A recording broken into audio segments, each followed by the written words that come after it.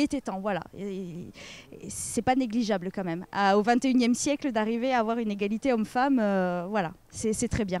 Je pense qu'a priori, si on était suffisamment malin, on n'aurait même pas besoin de faire une loi pour ça.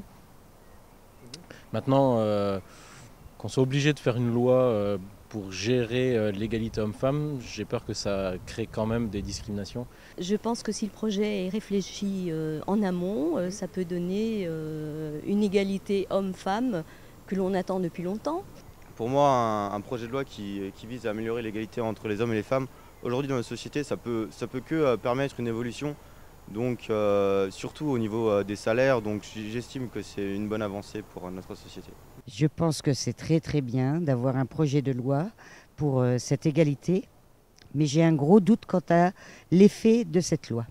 Parce que jusqu'à ce jour, on n'a jamais rien trouvé ou jamais rien prouvé pour nous montrer que nous, les femmes, nous étions légales à l'homme. Je pense qu'en fait, l'inégalité homme-femme est ancrée dans notre esprit, dans notre culture. Et il va falloir énormément de temps pour changer les mentalités parce que c'est quand même ancré. Et je pense que c'est à ça qu'est dû l'échec de toutes ces mesures. Je pense que c'est pas une loi qui peut changer fondamentalement l'esprit des gens. Et il faut laisser aussi du temps au temps. Les projets, souvent, il y a moins de femmes au niveau du Parlement, du Sénat.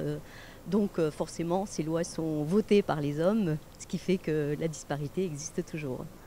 Peut-être que la population est fermée vis-à-vis de ce projet et peut-être que la jeunesse d'aujourd'hui va justement permettre cette avancée. Les hommes sont toujours très très égal à eux-mêmes, ce qui fait qu'à ce jour, ils n'écouteront pas et feront quand même ce qu'ils veulent.